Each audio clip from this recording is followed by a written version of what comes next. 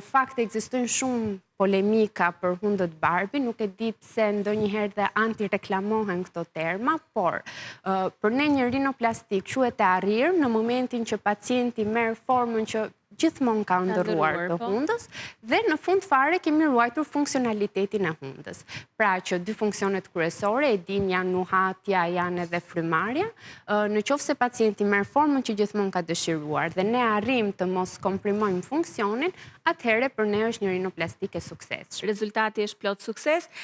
Teksa po bisedojmë, ju po shihni jo vetëm pamjet e Spitalit Salus, por gjithashtu dhe informacionin shumë të rëndësishëm në titra, që keni mundësinë të bëni konsulta pa pagesë, pra konsulta falas me doktoreshën tek Spitali Salus, ndaj mund të shkoni me një herë atje, ja ku keni dhe faqet e Facebook apo Instagram nëse keni pak më të lehtë përmes rrjeteve sociale që të lini një orar apo numrat e telefonit që unë do t'ju aritheksoj pak më vonë gjithashtu.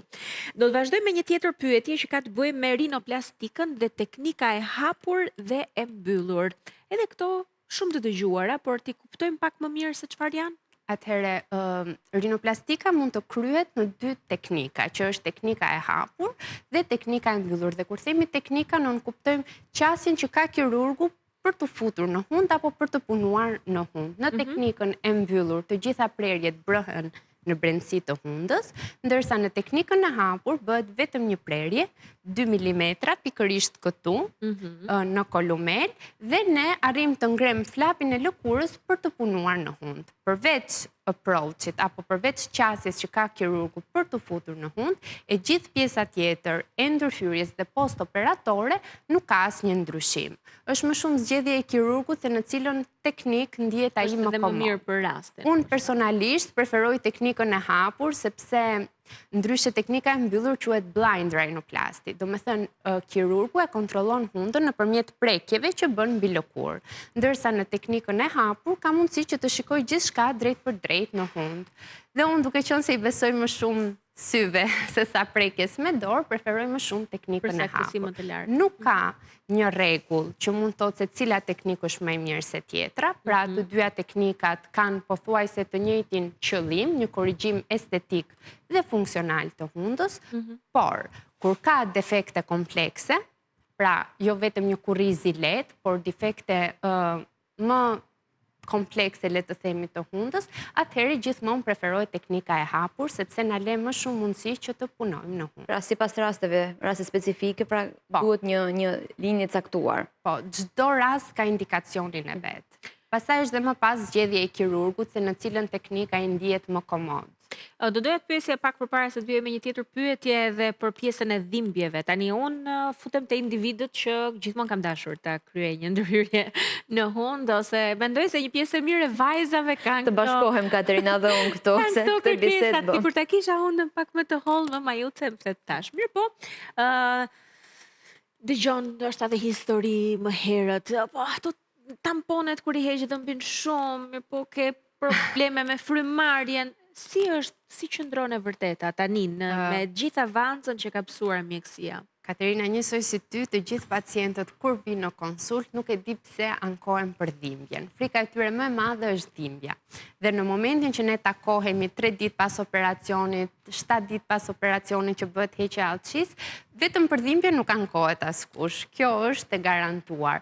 Dhimbja mund të jetë vetëm 2 ditët e para për shkak të pranisë së tamponave në hund, siç i përmend edhe ti. Tashmë tamponat nuk janë si dikur, që ishin të dhimbshëm në momentin e heqjes, tani neve përdorim me acid hyaluronik, me parafin që rrëshkasin shumë lehtë, ndoshta dhe pllaka silikoni, të cilat hiqen shumë lehtë nga hundat dhe nuk shkaktojnë traumatizim për pacientin. Por dhimbja mund të lidhet vetëm për presionin që shkaktojnë ato në kokë 2 ditët e para. Më pas, periudha post-operatore është shumë e qetë.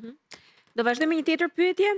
Me kënaqësinë, të kënaqur, të qeni të kënaqur në fund. Ka pacient që nuk janë të kënaqur ose pra kur ka një rezultat, mund të themi, ose ndjen jo mirë, ka mundësi për rimodelimin e hundës pastaj? Po, sigurisht.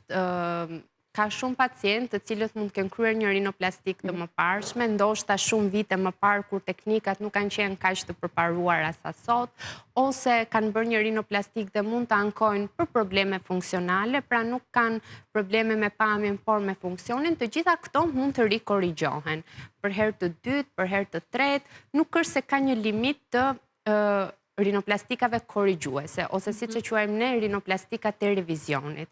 Por duhet pasur kujdes që sa herë që bëhet një ndërhyrje në hund, hunda pëson një ndryshim, pra pëson një alterim të strukturave të veta, sidomos lëkura, pra sa herë që ne ngrim flapin e lëkurës, lëkura do pësohet disi, njësoj kartilagot dhe të gjitha pjesët e tjera përbërëse të hundës. Çfarë do të thotë nuk ka një limit? Pra, ne mund të futemi për të bërë rinoplastik sa herë që të dëshirojmë, derisa të jemi të kënaqur me rezultatin që kemi. Por kirurgu duhet jetë shumë i sinqert dhe i përgjegjshëm me pacientin dhe me veten, në mënyrë që mos bëjë më shumë dëme, pra ato struktura që unë përmenda të mos dëmtohen më shumë, por pacienti të ketë më shumë përfitime. Kuptohet që sa herë që ne futemi në hund, shkalla e vështirësisë, le të themi, të ndërhyrjes është më e madhe, sepse në qoftë se në një rinoplastik të parë neve punojmë vetëm me kërcin që gjejmë brenda në hund, në një rinoplastik të dytë ose të tretë detyrohemi të marrim ngrafte kërcore, sepse tashmë ai kërc nuk ndodhet më ose është përdorur nga një kirurgji e mëparshme. Ndaj për pacientin është pak më e vështirë sepse o merret kërc nga veshi, o nga brinja, në botë ka banka të kërcit, të cilat janë kërce të rezatuara që përdoren për të rekonstruktuar hundën. Prandaj duhet bërë zgjedhja e mirë dhe që në ndërhyrjen e parë të jeni të saktë. Vazhdojmë një pyetje tjetër për moshën. Cila është mosha që lejohet të kryhet rinoplastika ose ndërhyrjet?